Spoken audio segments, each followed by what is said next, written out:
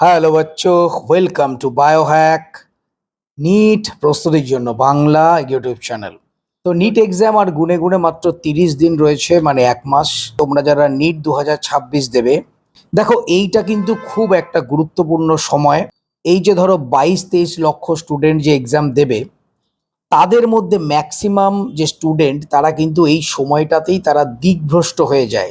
তোমরা সারা বছর যে প্রিপারেশনটা করে এসছো, এই সময় কোথায় তোমাদের প্রিপারেশনটা আরো 4 গুণ বাড়াতে হবে সেটা না করে অনেক স্টুডেন্ট প্রিপারেশন খারাপ করে ফেলে। অনেক স্টুডেন্ট রয়েছে তারা বিভিন্ন টেনশন নিয়ে ফেলে, কোশ্চেন কেমন হবে না হবে এই নিয়ে। তোমাদের আগেও বলেছি, আবারও বলছি, যে কোনো কম্পিটিটিভ এক্সামে কোশ্চেন যদি টাফ হয়, প্রত্যেকের জন্য টাফ হবে এবং কাট অফ ডাউন যাবে। যদি কোশ্চেন সোজা হয়, প্রত্যেকের জন্য সোজা হবে, কাট অফ হাই যাবে। তো সুতরাং বেশি নাম্বার পেয়ে তোমার তো লাভ নেই। তোমার লাভ হচ্ছে যে তুমি কত র্যাঙ্ক করলে সেটা। সুতরাং কত নাম্বারকে পেলো বা পেলো, হয়তো বেশি নাম্বার উঠলে পরীক্ষা দিয়ে যখন মেলাবে তখন মনে একটা শান্তি হয় যে আমি 600-র ওপরে পাবো, কিন্তু আলটিমেটলি তোমরা চান্স পাবে না 600-র ওপরে পেয়ে। এর কারণ 2024 সালে আমরা দেখেছিলাম। তো এই টাইমে তোমাদের মেন যেটা স্ট্র্যাটেজি, জাস্ট 2-3টে স্ট্র্যাটেজি আমি বলছি, সেইটা যদি তোমরা ফলো করো, তোমরা এতদিন ধরে যে প্রিপারেশন করে এসছো সেটাও ঠিক থাকবে এবং তোমরা গ্যারান্টি নিট 2026 সালে একটা এমবিবিএস সিট তোমরা শিওর পাবে এবং যে স্বপ্ন এমবিবিএস ডাক্তার হবে সেটা তোমরা হতে পারবে। তোমরা দেখেছো যে 2025 সালে কত সিট বেড়েছে, 2026 সালেও বাড়বে। 2025-এ যা কাট অফ গেছে, আমি আগেও বলেছি, সেফ স্কোর হিসেবে যে কাট অফ 2025 সালে গেছে তার থেকে +30 ধরে তোমরা যদি এগোও, তোমরা 100% একটা এমবিবিএস সিট পাবে, একদম গ্যারান্টি। +30 হবে তোমাদের সেফ স্কোর ক্যাটাগরি ওয়াইজ। তো সেইটা কিন্তু খুব গুরুত্বপূর্ণ। এই সময় তোমাদের যেটা মেন করা দরকার, কোনো নতুন পড়া বা নতুন কোনো জিনিস তোমরা পড়লে হবে না। তোমরা সারা বছর যেটা পড়েছো সেটা রিভাইজ দাও বারবার। বায়োলজির ক্ষেত্রে, কেমিস্ট্রির ক্ষেত্রে, অর্গানিক ইনঅর্গানিক, এই কটা জিনিস তোমাদের লাইন বাই লাইন এনসিআরটি পড়তে হবে। তোমরা আগে যতবার এনসিআরটি রিভাইজ দিয়ে থাকো না কেন, তোমরা যখনই এনসিআরটি আবার রিভাইজ দেবে, তোমরা দেখবে নতুন কিছু পাবে যেটা তোমরা আগে পাওনি। সুতরাং বারবার NCERT line by line revise দাও। প্রত্যেকদিন একটা করে, যদি সেটা না পারো একদিন অন্তর একটা করে মক টেস্ট দাও। মক টেস্টের অ্যানালাইজ করো, ভুলগুলো হচ্ছে সেটা যেন না হয় সেটা খেয়াল রাখো। মক টেস্ট যে নিটের যে টাইম 2টো থেকে 5টা, সেই টাইমেই দেবে। মার্কেটে প্রচুর মক টেস্ট কিনতে পাওয়া যায়, কোচিং সেন্টার বলো বা ভালো কোনো এডুকেটারের বলো, একটা মক টেস্ট কেনো, 10টা 15টা বা 20টার সেট হয়, ওএমআর দেওয়া থাকে ভেতরে। বাড়িতে বসে বসে ওএমআর ফিল করার মাধ্যমে মক টেস্ট দাও এবং সেগুলো প্রপার অ্যানালাইজ করো। এনসিআরটি লাইন বাই লাইন পড়ো। ফিজিক্সের ক্ষেত্রে কনসেপ্টগুলো প্র্যাকটিস করো। যে ফর্মুলা রয়েছে, ফর্মুলা সিট তোমরা বানিয়েছো, না বানালে ইমিডিয়েট বানাও।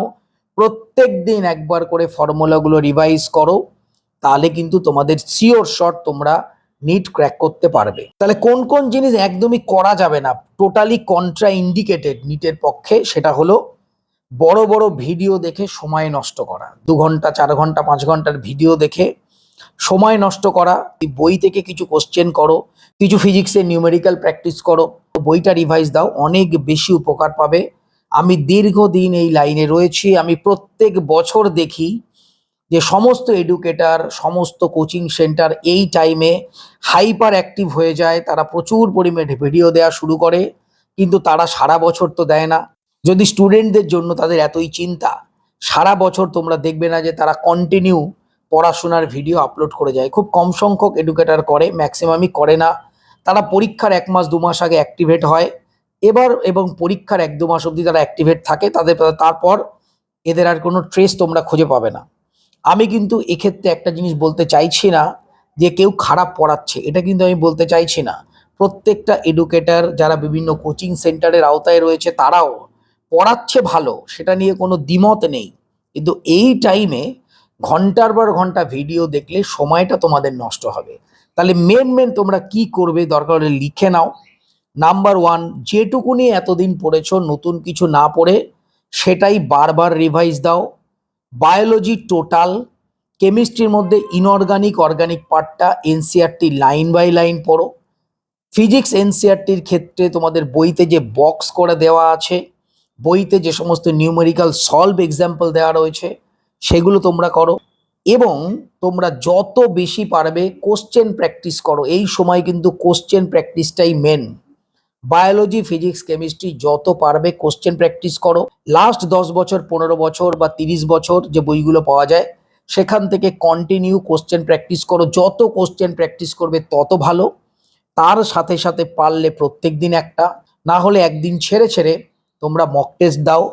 ফুল সিলেবাস মক টেস্ট দিতে হবে, এবং নিটের যে টাইমিং সেই টাইমে ঘড়ি ধরে টাইম ম্যানেজমেন্ট করে মক টেস্ট দিতে হবে। মক টেস্ট তোমরা রেগুলার বেসিসে দিলে তোমরা যে ওএমআর ফিল করবে, সেক্ষেত্রে তোমাদের ওএমআর ফিলিং যে প্রসেস তাতেও গন্ডগোল হয় না।